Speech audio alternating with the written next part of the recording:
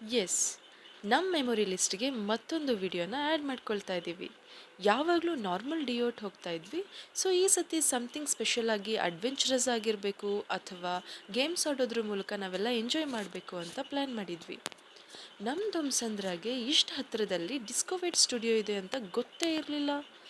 Social ಮೀಡಿಯಾದಲ್ಲಿ ಎಷ್ಟೊಂದು ಜನ ಅಪ್ಲೋಡ್ ಮಾಡ್ತಾ ಇದ್ದಿದ್ದು ನೋಡಿ ನಾವು ಎಂಟ್ರಿ ಕೊಟ್ವಿ. ನಮಗೆ ಬೇಕಾಗಿದ್ದ ಪ್ಲ್ಯಾನ್ಸ್ನ ಸೆಲೆಕ್ಟ್ ಮಾಡಿಕೊಂಡು ಒಳಗೆ ಹೋದ್ವಿ.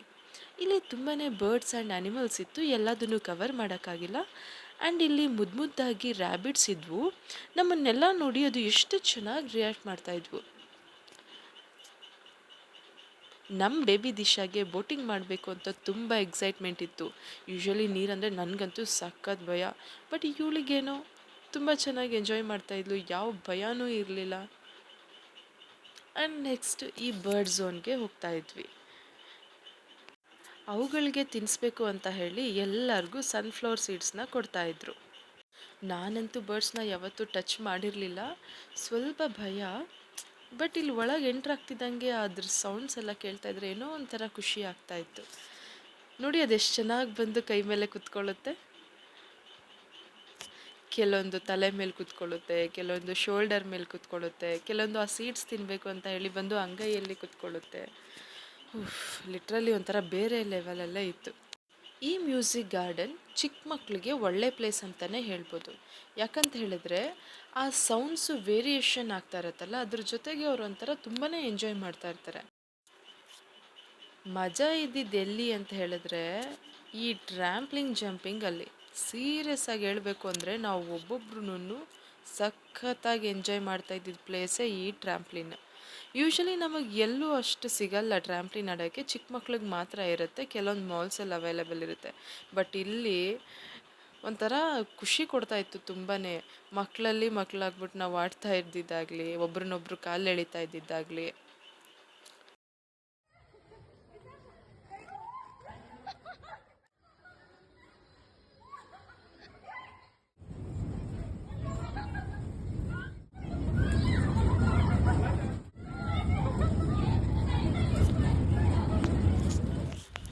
ಈ ಮಿರರ್ ಮೇಜ್ನ ಆ್ಯಕ್ಚುಲಿ ನಾನು ಫಸ್ಟು ವಿಶ್ವೇಶ್ವರಯ್ಯ ಮ್ಯೂಸಿಯಮಲ್ಲಿ ಟ್ರೈ ಮಾಡಿದ್ದೆ. ಆ್ಯಂಡ್ ಸೆಕೆಂಡ್ ಬಂದರೆ ಇಲ್ಲೇ.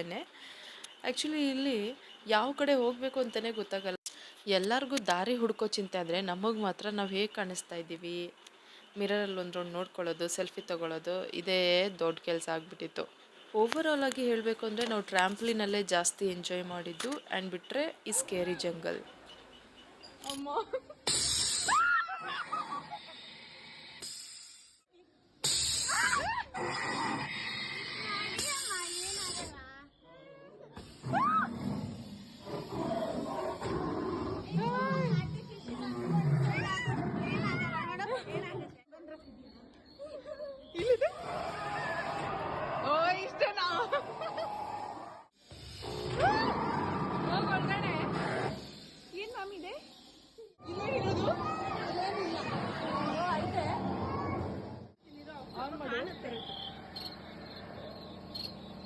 ನೋಡಿ ಇವಾಗ ಕಾಣುತ್ತೆ.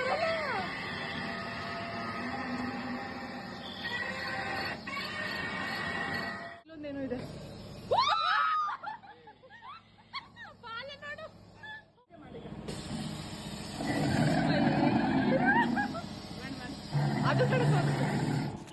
ಆ್ಯಂಡ್ ಎಲ್ಲ ಆದಮೇಲೆ ಚಿಕ್ಕ ಮಕ್ಳ ಥರ ಈ ಜಾಲಿ ಟ್ರೈನಲ್ಲಿ ಸುತ್ಕೊಂಡು ಬಂದ್ವಿ. ಜೀವನ ಮುಂದೆ ಏನು ಅಂತ ಐಡಿಯಾ ಇಲ್ಲ.